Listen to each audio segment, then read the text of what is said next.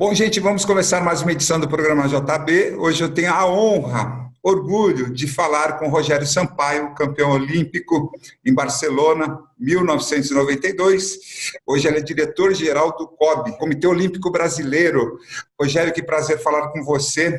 Eu acho que nossa conversa, a gente já conversou um pouquinho antes, né? Vai ser muito inspiradora, principalmente para esse momento que nós estamos vivendo. Porque você fala de determinação, de garra, e você demonstrou isso na tua história. E você conquistou o mais alto posto que um atleta pode chegar, campeão olímpico. Parabéns. Obrigado, João. Um prazer enorme poder falar com você, com os seus telespectadores. E você sempre muito bondoso com as suas palavras, e eu me sinto muito feliz com isso. E realmente, esse é um momento desafiador da sociedade, né? É um momento que nós nunca pensamos que um dia iríamos passar, mas estamos nessa situação e vamos precisar de muita união, muito equilíbrio emocional, né? E muita determinação, né? As dificuldades são muitas, as pessoas com suas dificuldades, mas eu sou sempre um otimista e acho que vamos sair mais forte dessa situação. Você, quando começou a treinar desde pequeno, em que momento você sentiu que tinha potencial para ser um atleta olímpico? Eu vou falar para você que eu desenvolvi o sonho de um dia chegar aos Jogos Olímpicos. Foi durante os Jogos Olímpicos de Moscou, em 1980. Eu tinha 13 anos e naquela época os Jogos não passavam ao vivo, né? Modalidade como o judô, 2 dias depois chegavam algumas imagens dos judocas brasileiros. E naquela época o judô brasileiro não conquistava medalhas, né? Mas eu já praticava judô desde os 4 anos, então aquelas imagens despertaram em mim a vontade de um dia representar o Brasil, disputar os Jogos Olímpicos. Então é até uma coisa muito interessante, porque eu chegava do treino, eu era garoto, 13 anos, né? Chegava do treinamento da academia em Santos, academia do Sensei Paulo Duarte, e aí chegava em casa com a minha mãe, ela falava, olha, vai tomar banho que eu vou fazer o jantar. E aí eu ia pro banheiro, trancava a porta, ligava o chuveiro e ficava na frente do espelho, imitando, né, como é que seria, ensaiando, como é que seria a minha comemoração se um dia eu ganhasse uma medalha olímpica, como é que seria a minha primeira entrevista, né? E eu posso falar para você que tudo começa com um sonho. Exatamente. Né? E eu sempre falo que é importante a gente desenvolver os sonhos, mas ao mesmo tempo fazer com que as nossas atitudes, as nossas ações sejam do mesmo nível, né? Então, eu desenvolvi o sonho de um dia representar o Brasil numa Olimpíada, de conquistar uma medalha, mas alinhei o meu treinamento a esse sonho. Então, desde muito garoto, sempre treinei muito, sempre me dediquei muito, geralmente procurando me dedicar até mais do que os meus companheiros de treino.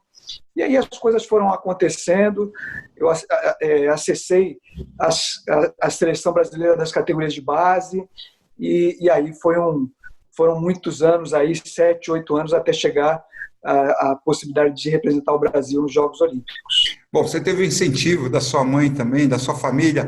Conta um pouquinho da história. Por que você foi treinar judô? A sua mãe decidiu colocá-lo? Você era muito agitado? Como é que foi?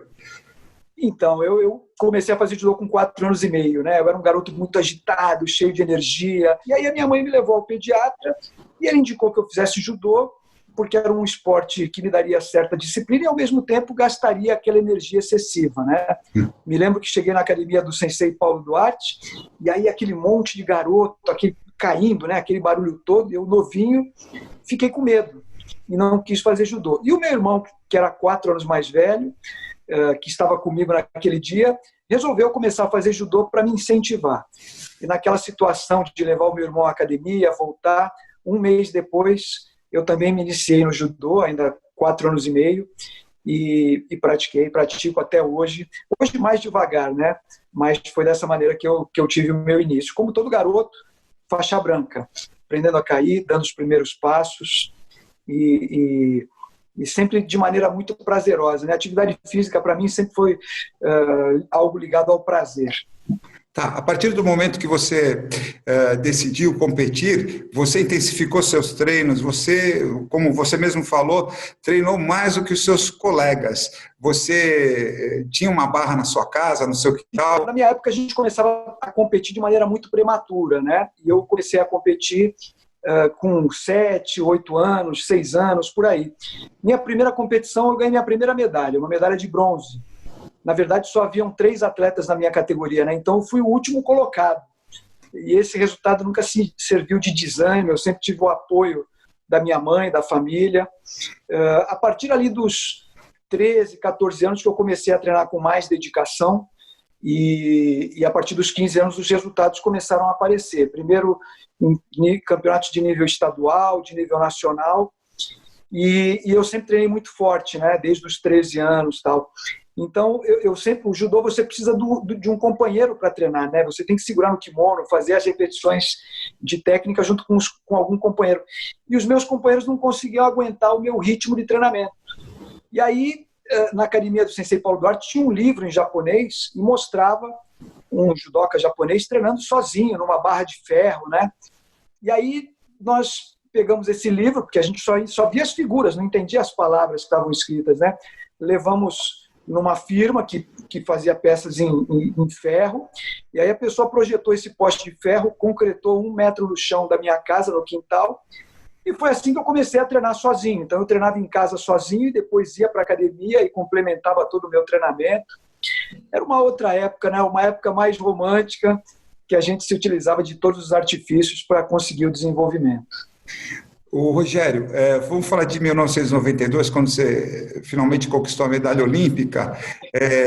Você conquistou com um kimono emprestado, é isso? A situação, você não tinha apoio? Como é que era a sua situação? Naquela época, eu recebia do clube que eu defendia, que era um clube da cidade de São Caetano, recebia como se fosse hoje R$ 1.200. Então era uma ajuda de custo, não era um salário, né? Um atleta do nível que eu estava, que viajava para o exterior, tal, era um recurso realmente muito pequeno. E eu tinha dificuldade de comprar um kimono de nível, né? Na época, as marcas principais eram o kimono Mizuno, Kusakura, que eram kimonos japoneses, ou um kimono da Adidas, que era uma marca francesa, né? E aí eu para poder competir, eu também dava aulas, né? Dava aula de judô em Santos, e eu tinha um aluno chamado Pablo Covas, sobrinho do ex-governador Mário Covas, que era meu aluno, treinava comigo, e tinha mais ou menos o meu tamanho, né? Embora fosse mais novo. E aí eu falei para ele, você não quer me emprestar esse kimono? E ele me emprestou o kimono para eu poder competir em Barcelona. Então eu falo com maior orgulho, isso para mim não é motivo de vergonha, nada, né? Eram dificuldades da época. E aí eu fui para Barcelona para competir com um kimono emprestado no maior evento do planeta e para desafiar e competir com os maiores judocas do mundo na minha categoria. E o mais interessante é que você ganhou a competição usando golpes iniciais do judô, foi isso? Isso. As minhas técnicas sempre foram muito simples, né? Eu era um atleta que tinha uma boa postura para lutar, uma boa movimentação, e aí eu falo que eu fazia o judô arroz com feijão, simples, mas bem feito. E o que a gente percebe é que um esporte como o judô, que trabalha o desequilíbrio, né? E o desenvolvimento técnico, qualquer técnica, as mais simples, se for bem executada, ela é extremamente eficiente, né? E foi dessa maneira que eu consegui aquela vitória, a mais importante da minha carreira. Bom, e a sensação de ser campeão olímpico, ouvir o hino do Brasil? Essa é uma sensação indescritível, única na vida. Naquela época, para um atleta brasileiro, era muito difícil você conseguir vencer uma Olimpíada por 2 vezes ou mais, né? Hoje nós já temos outros atletas que foram bicampeões olímpicos, enfim. Mas era uma sensação única, né? Era um momento único. E a emoção muito grande, né? Eu tive um ciclo olímpico, né? No esporte a gente fala muito do ciclo olímpico, né? Que é feito de 4 anos. Então, aqueles últimos 4 anos antes dos Jogos Olímpicos de Barcelona foram duríssimos para mim, né? Eu tive que trabalhar muito e brigar muito contra a falta de estrutura do esporte no Brasil, do judô brasileiro. Foi naquele período também que eu perdi o meu irmão que se iniciou no judô para me incentivar, que sempre foi um ídolo para mim, sempre foi uma referência, além, lógico, da relação que a gente tinha de irmão, né? Meu irmão foi para os Jogos Olímpicos de Seul, então eu não tenho como não dizer, o desenvolvimento do meu irmão como judoca sempre contribuiu muito também para o meu desenvolvimento, né? Ele veio a falecer em 91, então foi um ciclo olímpico duríssimo, né? E isso tudo, na hora de você receber uma medalha, na hora que sobe a bandeira, que toca o hino, é um momento de emoção, um momento em que todos esses sentimentos se misturam e vêm à tona. Então, e passa muito rápido, né? Fez 28 anos, eu posso falar para você que a única coisa que se comparou nesse período todo àquela conquista, àquela emoção, foi ter assistido o parto dos meus 2 filhos. Quando eles nasceram, eu estava lá, e a única emoção que eu posso falar para você que se aproxima ou até ultrapassa a emoção de conquistar uma medalha de ouro nos Jogos Olímpicos. Exatamente. Nós fomos em 2016 para Barcelona e estivemos em frente ao Estádio Olímpico e falei com muito orgulho, né, que naquela Olimpíada tivemos aí a medalha de um santista, Rogério Sampaio, foi com muito orgulho mesmo. E agora eu queria que você falasse sobre teu lema, né? Você fala que para excelência não existe atalho. Não existe atalho para excelência, né? Eu acho que qualquer profissional que queira atingir um nível de destaque na sua profissão, ele precisa se dedicar, ele precisa entender que as dificuldades e os desafios são sempre muito grandes, né? A gente, às vezes, encontra alguém que é um médico de destaque e sempre costuma falar assim, né? Fulano é muito inteligente, por isso que ele virou um médico de renome, de destaque, né? Com certeza, para ele chegar nesse nível, teve muito esforço, muitas madrugadas, às vezes, estudando, muito tempo dedicado para chegar a atingir esse destaque. Eu dou o exemplo como médico, mas isso em qualquer profissão. Então, não existe atalho para a excelência. Existe muito trabalho, muita dedicação, muito esforço, muitos desafios a serem enfrentados, né? E geralmente, esses que conseguem atingir essa excelência são pessoas que gostam desse caminho, né, do desafio. Eu falo para você que eu adorava treinar. Hoje as pessoas perguntam para mim, você tem saudade da competição? Eu falo, da competição eu não tenho saudade, eu tenho saudade do treinamento. Então, quando você pega um profissional de destaque, ele sente prazer pelo estudo, pela dedicação, obstáculos que para uns é intransponível, para outros é apenas um salto, né? Uma coisa mais simples. Eu falo, inclusive, que eu como atleta, eu fui formado muito mais nas derrotas do que nas vitórias, né? Porque é nas derrotas que você consegue observar os teus erros, entender aonde você precisa corrigir, o que você precisa melhorar. Então, a derrota, ela machuca, ela dói, né? E muitos ficam pelo caminho por conta dessas derrotas, né? Mas quando a gente consegue aprender com as derrotas, fazer uma autoavaliação de maneira humilde e utilizar aquilo para promover o teu desenvolvimento, e eu posso falar isso para você, eu acho que fui formado muito mais pelas derrotas do que pelas vitórias. Hoje você ocupa o cargo de diretor-geral do COB, Comitê Olímpico Brasileiro. Exatamente. Como foi essa indicação? Fala um pouquinho para a gente. Então, eu já trabalhava na área pública, né, na gestão pública, há aproximadamente 13, 14 anos, e aí em 2018 eu estava no Ministério do Esporte, ocupava um cargo importante, que era o cargo de secretário nacional de esporte de alto rendimento, e aí recebi o convite do presidente do Comitê Olímpico do Brasil, que havia acabado de fazer algumas alterações estatutárias na entidade, e aí me convidou como ex-atleta para ocupar esse cargo que é de extrema importância e de extrema responsabilidade, né? E aí o sonho de todo atleta é poder trabalhar no Comitê Olímpico do Brasil e poder trabalhar na preparação dos atletas para representar o Brasil em Jogos Olímpicos, Jogos Pan-Americanos, e eu venho fazendo isso desde maio de 2018. A minha responsabilidade é na área executiva, né? E abaixo do cargo de diretor-geral nós temos 4 diretorias, que é a diretoria de esporte, diretoria jurídica, a diretoria financeira e administrativa e a diretoria de comunicação e marketing.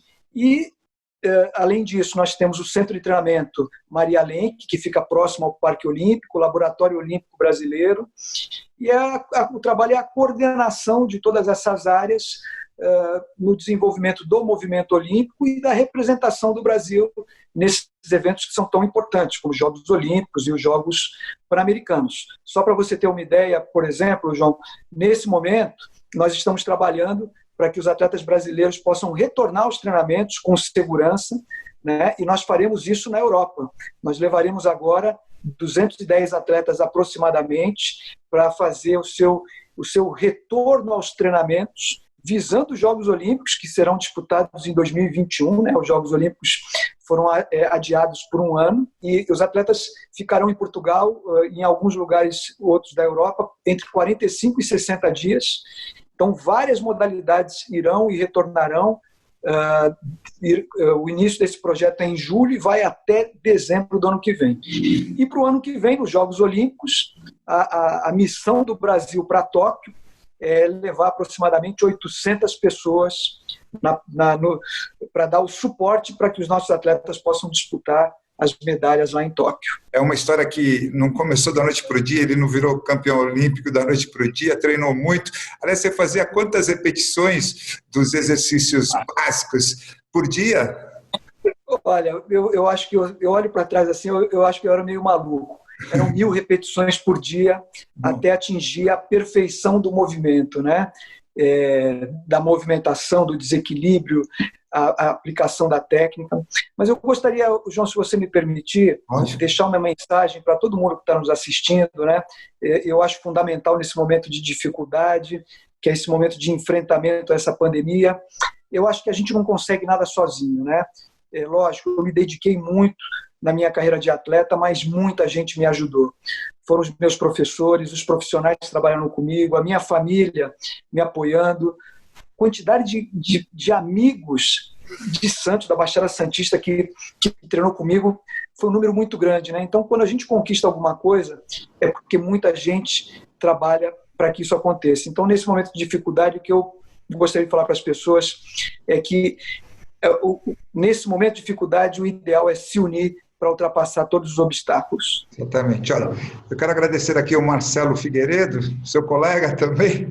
O Marcelo me ajudou muito na minha carreira, principalmente no final da minha preparação para os Jogos Olímpicos de Barcelona. Bom, Rogério Sampaio hoje tem sua base no Rio de Janeiro, em função do posto que ele ocupa, muito importante, e ele viaja o Brasil também, dando palestras, falando um pouquinho da sua trajetória olímpica, que, como eu falei, nós falamos aqui brevemente, mas ele tem muita história de incentivo, de garra, determinação para passar aí para grandes empresas, enfim, fica a dica aí para vocês também. Rogério, mais uma vez, obrigado aí por abrir esse tempinho na sua agenda para nos atender e falar para o público aqui da Baixada Santista. João, sempre uma alegria poder falar com você, com o seu telespectador, e muito em breve estarei aí de volta, vamos nos encontrar e poder conversar pessoalmente, que é sempre melhor, né? Mas é sempre uma alegria estar com você. E um grande abraço aí pro teu público aí, tá bom? Não existe atalho para excelência. Exatamente. Valeu, Rogério, muito obrigado. Grande abraço.